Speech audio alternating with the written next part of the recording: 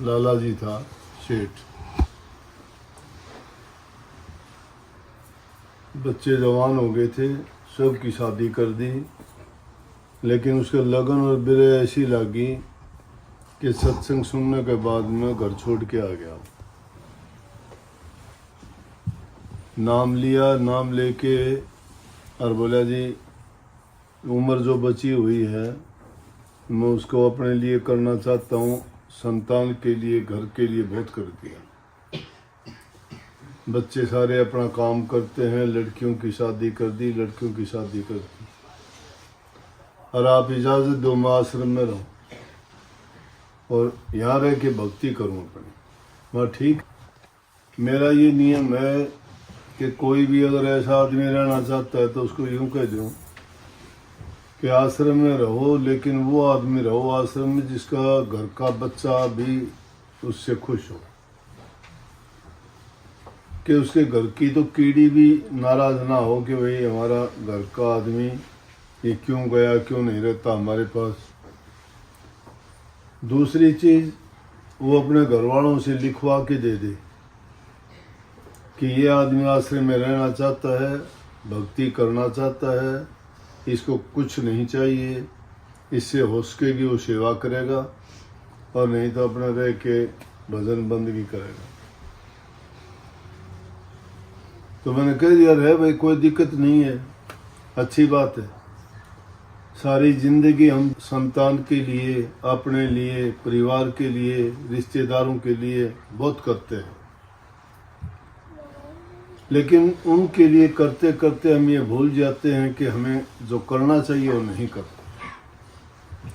रात दिन उधेड़ बुन में ये कमा दूँ, ये कर दूँ, मकान बना दूँ, प्लॉट ले दूँ, ज़मीन कृषि के लिए ले दूँ, प्रॉपर्टी बना दूँ। किस लिए बना दूँ प्रॉपर्टी?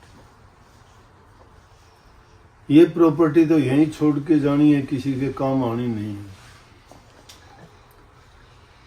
झगड़े, मुकदमे, कोर्ट कचहरी, दिमाग में टेंशन हर समय, उन्हीं चीज़ों का सुमरण, उन्हीं चीज़ों का विचार, उन्हीं का ख्याल, रात दिन उसी उधेड़बुन में अपना कीमती समय बर्बाद कर देते हैं।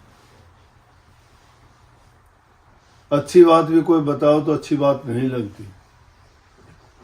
अगर किसी से बात जिक्र करोगे तो भी उसी उन चीज़ों के दाव पेच पूछोगे कि मैं कैसे करूं, उसको दे दिया, उसने मेरे दिए नहीं, मैंने उसके इतने देने हैं तो उसका इतना ब्याज नहीं दूंगा, उसका ये काट लूँगा, उसका वो बढ़ा दूंगा। इन बातों में इंसान अपनी ज़िंदगी बर्बाद कर देता है। बहुत अच्छी बात है अगर कोई समय निकाल के प्रभु की भक्ति के लिए या अपना जीवन बना, उससे बढ़ के कोई बात है नहीं। रहने लग गया, आराम से शांति से भजन करता, क्योंकि उद्देश्य उसका यही था। लेकिन कुछ दिन के बाद में उनके घर के आदमी आके कहने लगे जी मेरे पिताजी को घर भेज दो, ये जैसा करना चाहें हम घर में इसको आश्रम जैसा माहौल दे देंगे, इनका अलग कमरा, ये किसी तरह भी बैठ के भक्ति करो, कोई काम की ज़रूरत नहीं है, हम इसके काम में कोई बाधा, कोई दखल नहीं देंगे। मैंने उसको कहा भाई अगर घर वाले कहते हैं कोई दिक्कत नहीं तो घर में रहने में क्या परेशानी है? आदमी के विचार अच्छे हैं, भक्ति करना चाहता है तो घर में रह के भी घर को आश्रम बना देगा। आज जिसके विचार अच्छे नहीं हैं वो आश्रम में रह के भी आश्रम को गृहस्थ बना देगा। बात तो निर्भर करती है इंसान की सोच पर। कई निकम्मे आदमी ऐसे होते हैं कि वो तो अपनी सोच भी दूसरों पर लाद देना चाहते हैं। अरे जिसका जिस ढंग से जो इंसान जीता है उसको अपने हिसाब से जीने दीजिए, वो आपसे अच्छा जानता है। तुम जो करना चाहते हो अपना करो, दूसरे की बात में क्यों दखल। अगर कोई सलाह लेता है तो उसको अच्छी सलाह दीजिए, माने या ना माने उसकी मर्जी है, लेकिन अपने आप भी किसी पर ये बखान नहीं करते कि ले मैं तेरे को ये बताऊंगा, तेरे को वो बताऊंगा।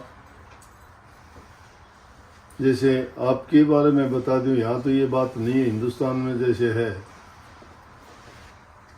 जब घर में बहू आ जाती है तो सास नाक चढ़ा लेती है, बेटी जब आती है तो उससे घुट घुट के बतलाती है। अब ये नहीं सोचती कि अब तेरी लड़की किसी के घर की बहू है, तू उसके घर में दखल ना दे, और तेरे घर में जो बहू आई है वो तेरी बेटी बन के आई है, उसको बेटी की तरह से प्यार दे, उसका विश्वास जीत, उससे अच्छे ढंग से बात कर, घरों के लड़ाई झगड़े खत्म हो जाएंगे। लेकिन नहीं सोचते। तो इंसान अगर अच्छे विचार लेके दुनिया में जाता है तो वहाँ अच्छा ही फैला देगा, और दुनियादारी का अगर आदमी बुरे विचार लेके किसी आश्रम में मंदिर में जाएगा तो वहाँ बुराई फैला देगा। इंसान में जैसी सोच होती है वो वैसा कर्म भी करता है। लेकिन उस इंसान ने ऐसा किया, घर में आराम से उसने रहना शुरू कर दिया, रोजाना उसने बाणी लिखनी शुरू कर दी, 3 किताब उसने भर दी बड़ी बड़ी, एक तो मैंने छपवा भी दी, 2 उसकी थी वो छपी नहीं, उनके शायद घर में ही रखी होंगी, हस्तलिखित उनके पास हों।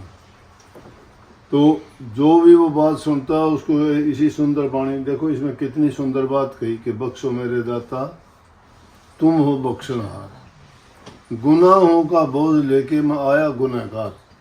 ये इंसान गुनहगार है, उसने मान लिया, हम मानते नहीं हैं। हम तो गुनाह करके भी उज्जवल बनना चाहते हैं, पवित्र सच्चे बनना चाहते हैं। गुनाह करके भी सोचते हैं हम अच्छे हैं, हम सच्चे, हम पवित्र हैं, दूसरा ये और किसी के लिए है, हमारे लिए नहीं है। अगर हर इंसान ये अपने ऊपर लागू कर ले, अपनी सोच में ये बात डाल ले कि हाँ मेरे अंदर अवगुण भरे हैं, तो वो अवगुण रहित हो जाएगा, वो अवगुण उसके निकल जाएंगे। लेकिन अवगुण रख के भी जो आदमी ख्याल नहीं करता है, अपनी सोच नहीं बदलता, उसकी सोच नहीं बदलती, और घर में उसने नियम बना लिया दोनों टाइम में सत्संग करता, घर वाले बहू और बच्चे लड़की जितने भी थे अपना काम करने के बाद उनको कहता हो बैठ जाओ, पूरा दिन सत्संग कर। तो जब जब उसकी कोई ये शब्द और ये आते हैं तो उसका उसे जीवन याद आता है। अच्छे गुण अच्छी बात तो इंसान को जो है हमेशा एक फोटो की तरह से रख लेनी चाहिए सामने। जब भी कोई तुम्हारे दिमाग में बात आती है तो उसको याद करके देख ले कि ये इंसान ऐसा था। इंसान चला जाता है, उसका शरीर चला जाता है, उसके गुण और प्रवृत्ति या उसके दोष नहीं जाते। आज देश में महात्मा गांधी नहीं है, सारा राष्ट्र बापू के पुकारता है, सब इज्जत सम्मान करते। कोई भी बात होती है तो आज भी उनके तस्वीर के सामने जाके बैठते हैं और अपनी शिकायत करते हैं। चाहे वो राजनेता है, कोई सामाजिक आदमी है, चाहे वो धार्मिक आदमी है, बापू के महात्मा कहते हैं उनको। महात्मा का मतलब महान आत्मा, और महान आत्मा वो होती है जिसमें महानता के गुण हो, और महान वो होता है जिसमें बुराई रहित हो जाए, सब सद्गुणों से भर जाए, दुर्गुणों को दूर निकाल दे। तो अपने दुर्गुण तो जब निकाले जा सकते हैं जब इस प्रकार की बात को सामने लेके कहे कि मेरे अंदर दुर्गुण और विकार बहुत भरे हुए हैं, सब प्रकार के उन गुनाहों का तो टोकरा भर के हमने सिर पे उठा रखा है। लेकिन बिरला आदमी कहेगा कि मेरे अंदर ये दोष है। कोई आदमी अपना दोष नहीं बताएगा, वो दूसरों के तो दोष निकालना जानता है लेकिन अपने दोष नहीं देखता कभी भी। तो इंसान को दूसरे के तो दोष से आंख बंद कर लेनी चाहिए। दूसरे के दोष जो देखता है वो इंसान कभी अच्छा नहीं बन सकता, क्योंकि उसकी सोच, उसकी दृष्टि दोष देखने की ही बन जाएगी। अगर अच्छा बनना चाहते हो तो अच्छे गुणों को देखो, और जो अपनी दृष्टि में अच्छे गुण देखने की दृष्टि बना लेता है वो कभी दुर्गुणों में फंसेगा ही नहीं। उसके धीरे धीरे करके सद्गुणों से भर जाएगा, बुराइयां दूर निकल जाएंगी। तो ये इंसान की सोच पर निर्भर करता है। छोटी सी बात के लिए हम अपनी शांति को खो देते और वो चीज़ भी चली जाती है। जिंदगी झगड़े मुकदमे में गुजर जाएगी, क्या मिलेगा आखिर में? कौन पूछेगा? बड़े बड़े राजे महाराजाओं ने, बड़े बड़े बलवान ताकतवर आए, सब के सब ने झगड़े मुकदमे किए। किन चीज़ों के लिए किए? ज़मीन के टुकड़े के लिए कि ज़मीन यहीं है, वो तो गए। आज वो ज़मीन बोलती है, वो अहंकारी था, वो ऐसा था, वो दयावान था, वो उनकी कीर्ति रह जाती है।